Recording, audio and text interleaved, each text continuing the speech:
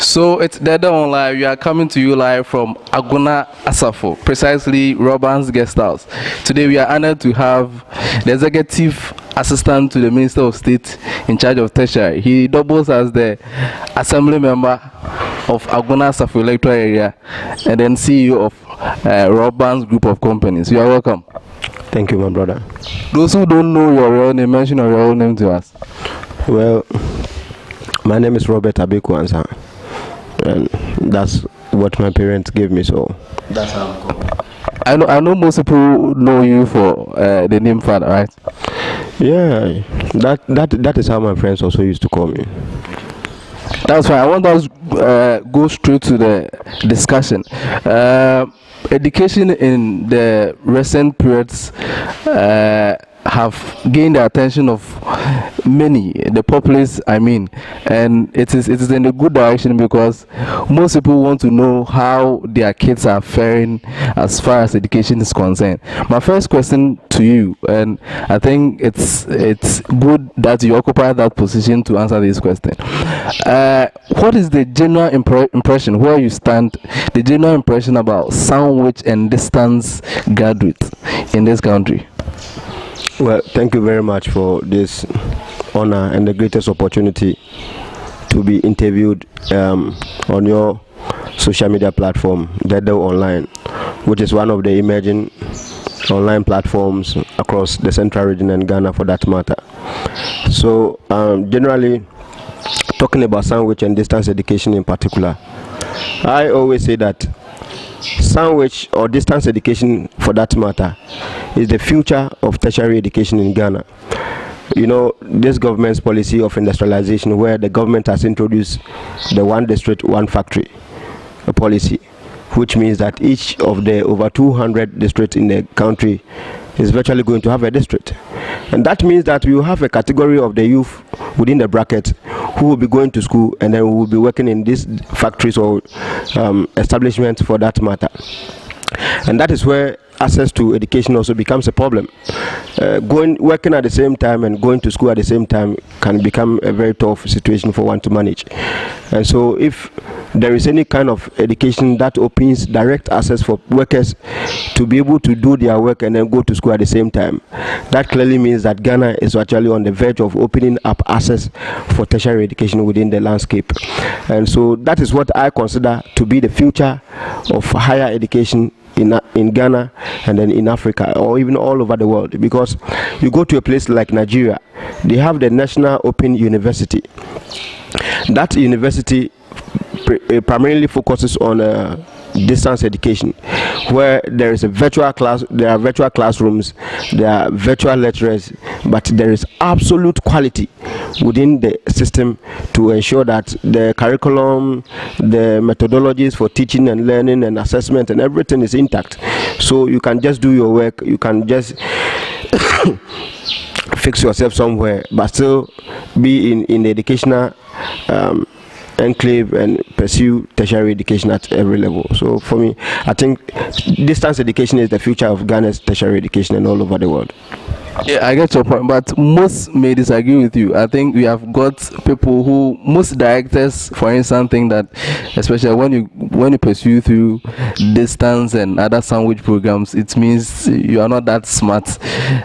So I don't know what is wrong. What is the impression? What do you think is accounting for this negativity about those who pursue the education through distance and sandwich programs? I think, just like you have rightly said, these are mere perceptions. There are a lot of the concerns that many Ghanaians will always raise concerning quality, because they think that the contact hours and then the presence of the lecturers or even the quality of the teachers who also teaches at the various centers for distance education, these are the factors that people actually raise questions. But on my part, I think that it's not a matter of whether it is distant education or it is full-time education, but it's a matter of the quality of the lectures, the structure of the curriculum, or the structure of the models that are used to teach the students, and the student's ability to actually grab what is being taught in the classroom or what is being taught even on distance basis. You see, the National Accreditation Board and the National Council for Tertiary Education have their own guidelines or requirements for entry into tertiary educations. Now, some of the colleges or some of the universities have students who may not meet up the actual basic entry requirement. So what they do is to organize access courses for those students to be able to pass some of the subjects that they did not pass at the SHS level. And so once they're able to pass through the access program, then they are enrolled into the distance education structures.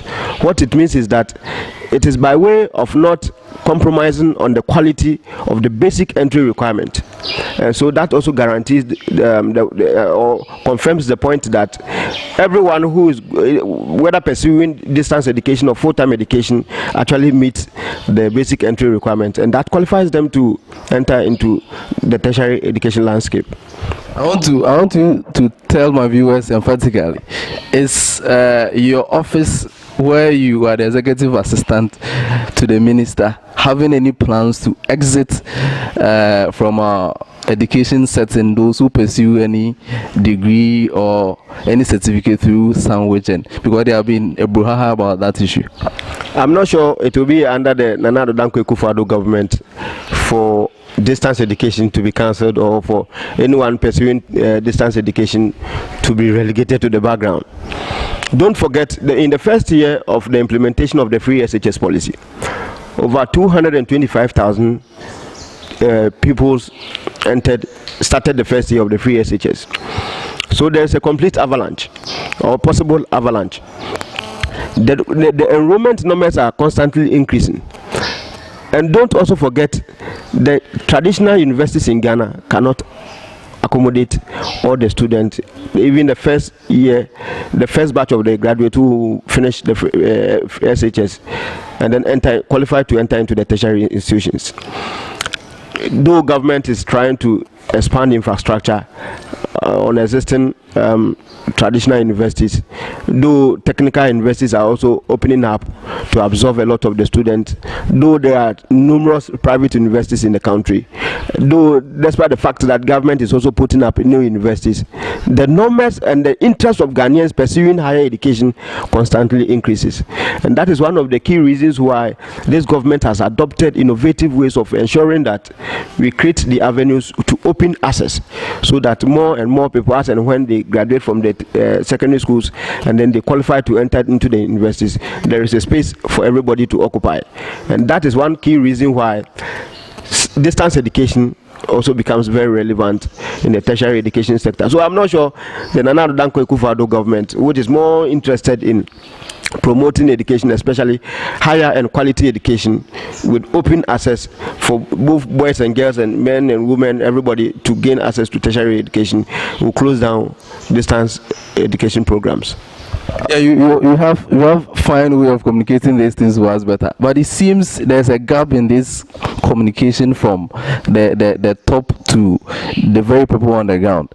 And so from where you sit, General, what do you think is the problem now with our education setting? Those stakeholders who are not doing very well, that it's bridging or it's gapping this kind of communication that should ordinarily every stakeholder should hear what you are saying today.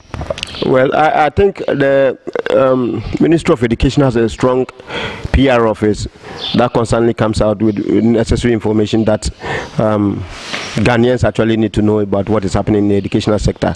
And I know that a lot of the media houses in Ghana is also very vibrant, trying to communicate a lot of the issues in the educational system to Ghanaians. And I know your online platform has also played a role, just like you are interviewing me. There are a lot of structures like that within the educational system and within the national discourse at large. So I'm not sure, I don't foresee any. There is always an available information to be shared. So those who seek the information could possibly get it from the appropriate quarters. So I'm not sure there's any problem with it. And then for the passage of the information, right to information bill into an act, I'm not sure there's any problem to worry about. Let me ask you, free SHS, the impression people are getting is that in the next 5 to 10 years, we are going to have SHS graduates who will not meet the standards that you have known, or comparing to the other nations that we have around. Where you sit, you are close to the Ministry of Education, and that is where your office lies.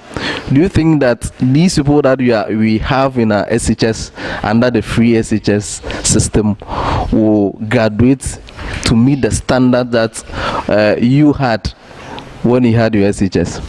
Well, first of all, I need to know from you the kind of standards you are talking about, the benchmarks that you have set for us, and so that we can measure the output against those benchmarks and standards. But secondly, there are thousands of people who, by virtue of whether politics or by virtue of the fact that they might possibly be confused, do not actually understand the concept of the free SHS policy. I always use myself as an example.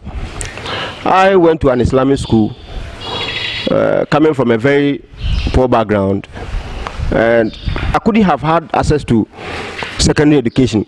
And if I had not had access to secondary education, I wouldn't have been at where I am today, being interviewed by your very important platform.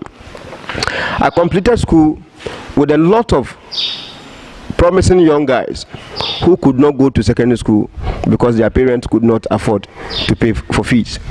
I completed school having the best grade in my school, but I nearly missed out going to secondary school because my parents could not afford. I came home with very good grades, but as soon as my parents saw my certificate, everybody started crying. Why? Because you have passed all right, you have done your best, but there's no money at home to take you to school. So I could have been on the street, and it could have been a different story altogether. I want to let you understand that the total number of people in Ghana, especially those of us from the rural areas, who do well in school, but whose parents cannot afford to take them to secondary school, are far more than those people whose parents who do well in school and whose parents can actually afford to take them to secondary school. And one of the most difficult moments in the lives of every individual is at this age where they qualify to enter into secondary school. And so sitting at the comfort of your home or your office to think that it is complete waste of government resources to fund free SHS for that matter, and then just trying to create non-existent benchmarks to measure the output, thinking that within the next 10 years, what I foresee is that in the next 10 years, if government can successfully sustain the implementation of this policy, I foresee a country where the teeming majority of the young people who come out of the secondary school level or within rural communities are those people who have had access to secondary education, can read, can write, can speak good English, can reason, can contribute to national development. I mean, by virtue of the fact that one has been able to go to secondary school can be a clear indication that that person might have acquired some level of knowledge that will be needed to contribute to national development. In the first year of the implementation of the free SHS, think about 225,000 people. About 80,000 more people who would have otherwise not had access to secondary education now going to secondary school free of charge. Come to our area, Swedo Senior High School. Swedo is the university of the people of Aguna. Go to Apam Secondary School. Apam Secondary School is the university of the people of Gomua.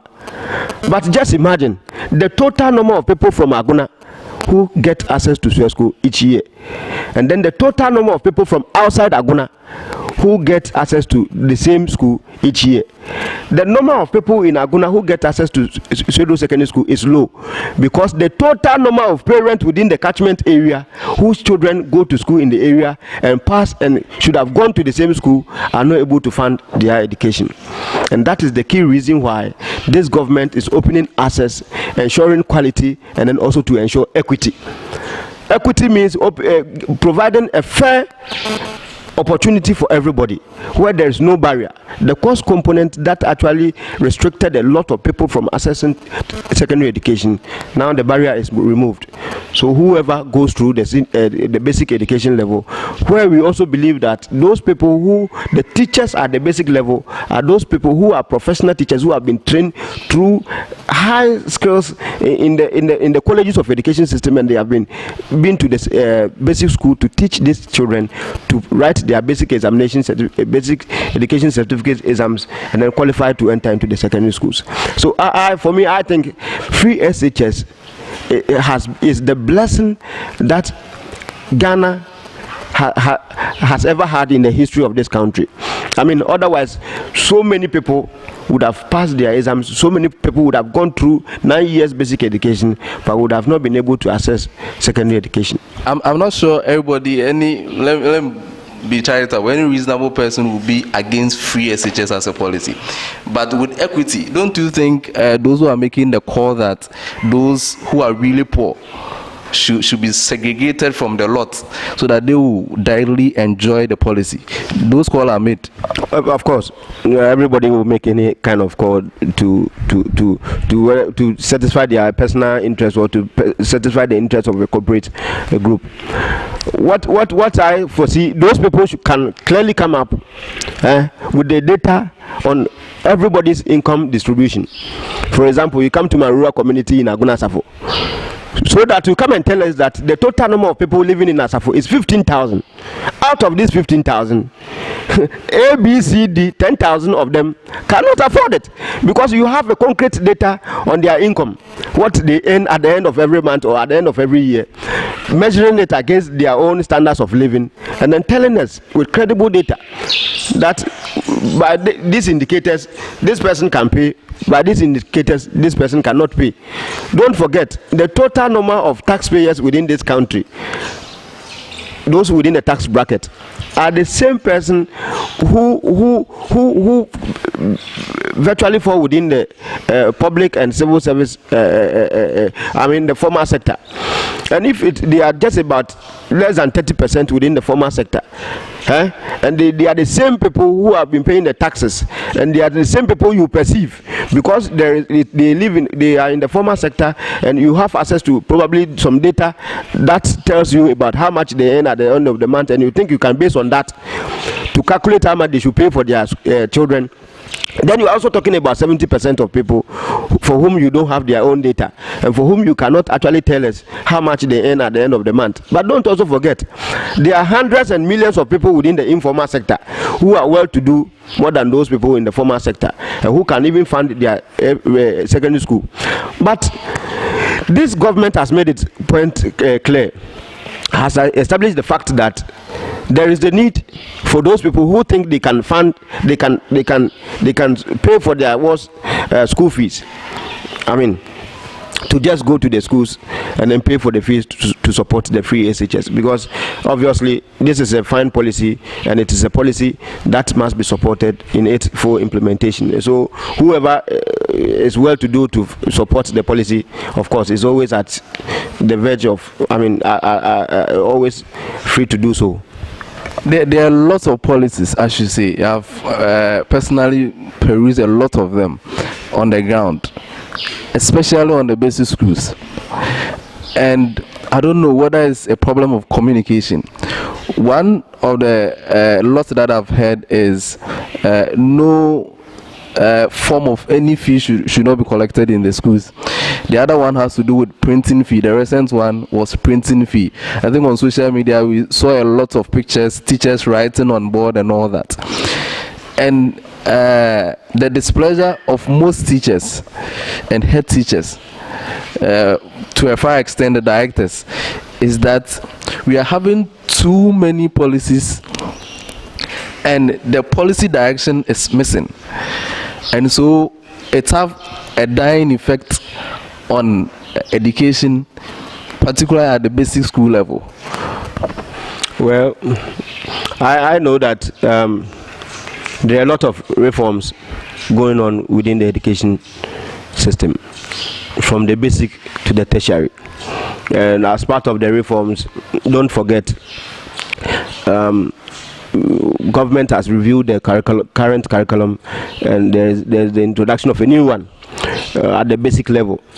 And when you talk about some of these charges and fees, well, I know for sure that there are some forms of capitation grant that government normally provides to all schools, from the basic even to the university level.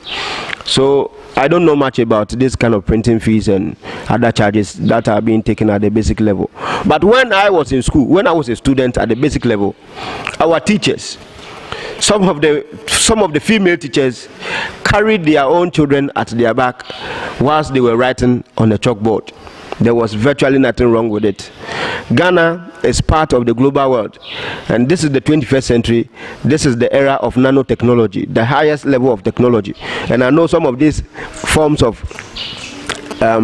technologies have been introduced to the teaching and to the learning processes within the basic, the secondary, and the tertiary level. So I know now they use most of them use the whiteboard instead of the chalkboard.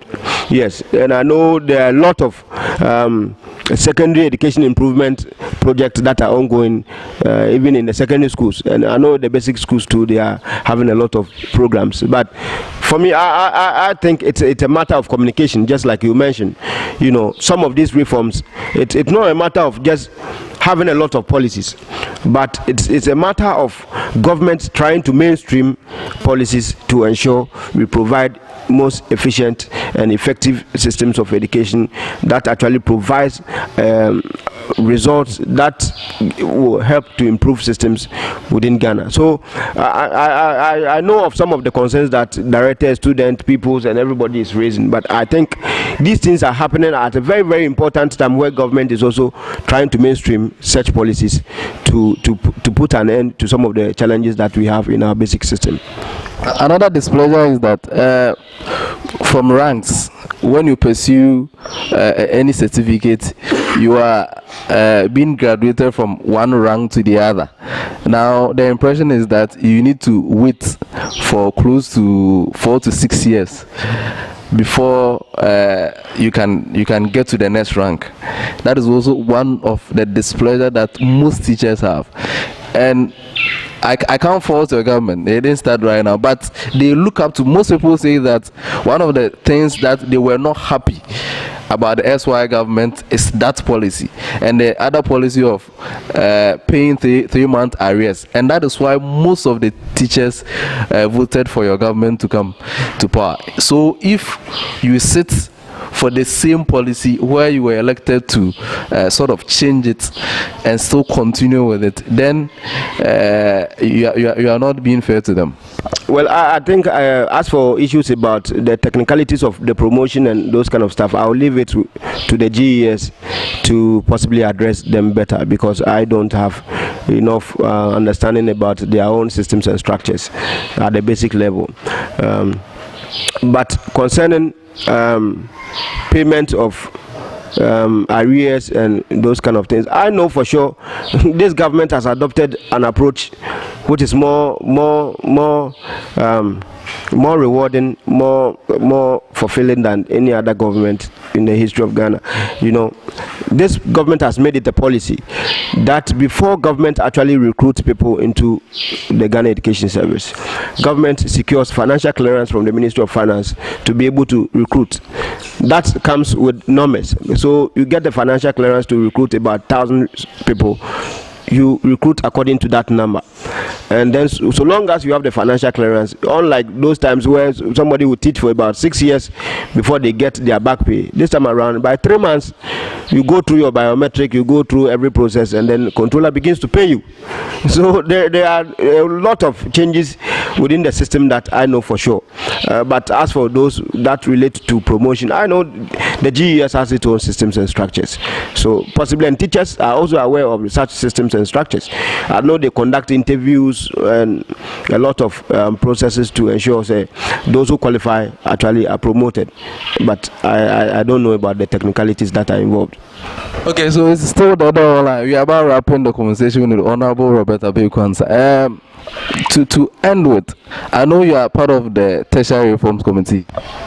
No, I'm not part of the tertiary education reform committee, but I am part of a committee on centralized admission.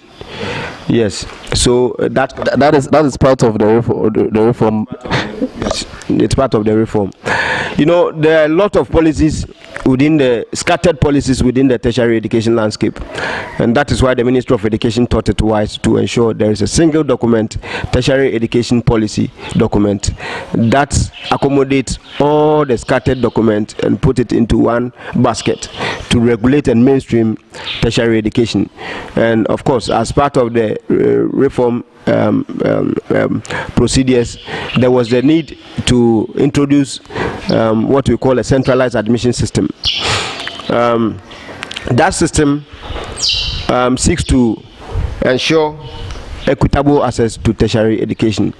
By that I mean that in the past, before one could go to the university, normally they tried their luck at all universities across the country.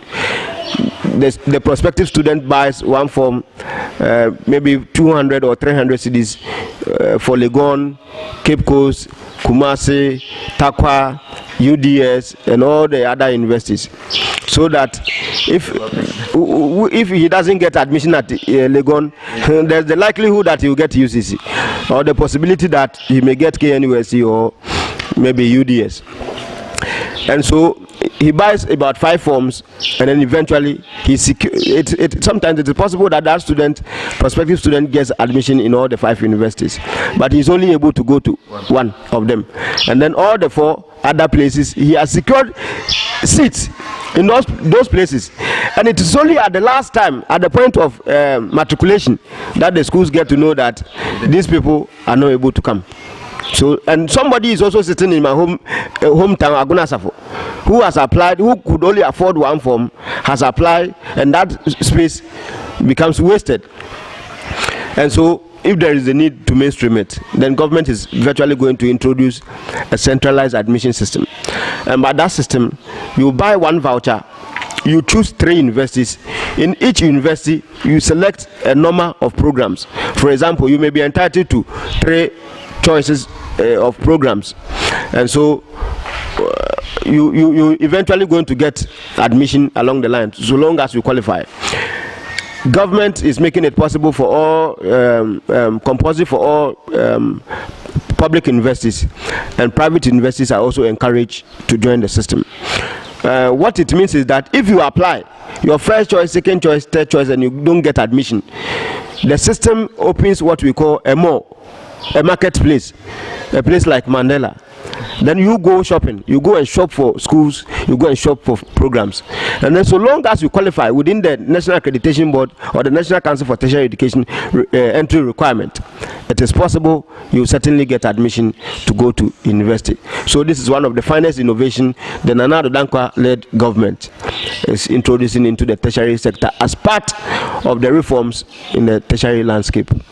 We may have this fine initiative communicated by you, but the implementation sometimes may lack some of these fine innovative you have created to us. Anyway, ending it. So basically or generally, our education structure for the past 2-3 years, where you sit, very good, or we are still at where we were. I'm not. You can just go to the street and ask a lot of Ghanaians, and they will tell you the drastic changes that this government has brought into the educational sector. I mean, don't forget, until 2016, there was the cancellation of teacher allowances, the trainee allowances. But this government has restored it. Those who were at nursing training colleges, they also had their allowances cancelled. This government is so much interested in training of in the training processes of the young people who will virtually become the leaders of this country. And so at every stage in the life of the Ghanaian student, this government is impacting positively. And I know for sure, right from basic school up to the tertiary level, we all can come together to appreciate the effort of government. I also agree and I appreciate the fact that some of the reforms will be much appreciated at the time of implementation. For example, the CAPS, the centralized application platform that I was talking about. Government is directly engaged with the Vice Chancellor's Ghana, which is the umbrella body of all the Vice Chancellors of all the public universities. And then we are also working together with the CIU, Council of Independent Universities, I think, who are also making giant input. Everybody was represented in the committee that actually worked on that. And we have a lot of major stakeholders within the educational landscape who are also contributing. At the GES level, you talk about NAT, NAGRAT, and all the teacher unions who are also making huge input, and government considering all those input into ensuring that we have an educational system that actually addresses the problems that we face as a country. And so I think for the last 2 to 3 years, this government has actually engaged, has invested a lot in the educational sector, and I am positive that going forward we are going to get results that will address the basic challenges that we have in our educational system, and by that we use education as the tool to transform this country into an industrialized society that we all look forward to. I was sending it, but I need to ask this question.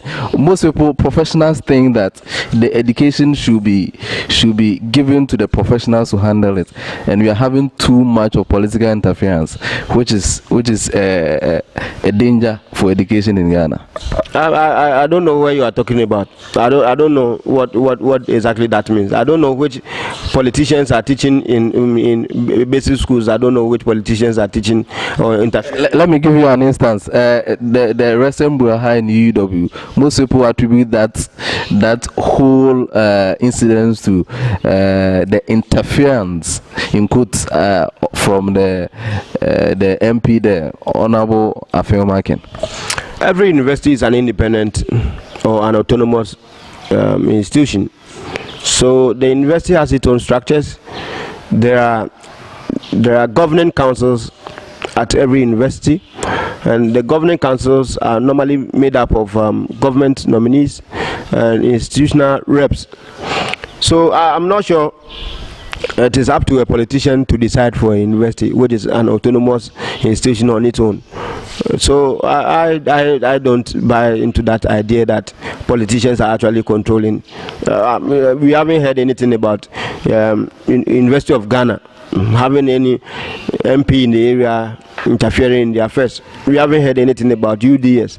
We haven't heard anything about the University of Cape Coast, which is my own alma mater. I mean, in certain situations, some problems actually come up. But in the case of Uniba, I know the kind of efforts that government also put together to ensure there's stability. And the minister himself, the Minister of State, and everybody who is a major stakeholder in Ghana's education, they have all contributed to the peace we are enjoying in Uniba today. So I'm sure it could have been one of the problems, but those problems have been resolved and everything is fine at Uniba now. Your final words you want to say to our viewers? Well, I think I have to first of all thank Ghanaians for the massive support they have given to the President of the Republic concerning his vision and initiatives in the area of education. And I think Ghana is enjoying considerable stability, peace in the educational landscape. And I strongly believe that there are a lot of reforms that are going on within Ghana's education. And all these reforms aim at ensuring that the Ministry of Education promotes quality, accessible, and equitable levels of education at all levels, so that in the end, no Ghanaian child is left behind. Every child goes to school. At the basic level, government provides feeding. At the secondary level, apart from free tuition, free education, the students are also provided 3 square meals a day. And even those who are day students, they also enjoy 1 hot meal each day. So this is a government that is ready to help Ghana. So let us all continue to support the Nana Addo Dankwa-led MPP government, and then in the end we will achieve the development we want. So thank you very much. Well, it lies in your choice and in your mind to make a decision whether to give them the go ahead to continue giving us some of these policies that he's saying. But it has been a wonderful time with Honorable Robert Abeiku Ansah, Executive Assistant to the Minister of State in charge of Tertiary, who also doubles as the Assembly Member of Abeiku Ansah. It has been a pleasure having you. Thank you so much. And I also like to finally say a very big thank you to the people of Abeiku Ansah who have been very, very, very proactive to responding to government call to support the educational systems within the community. Everybody here actually buys into the policy, and we are all doing our best to help the government succeed. Dada online, Abeiku Ansah.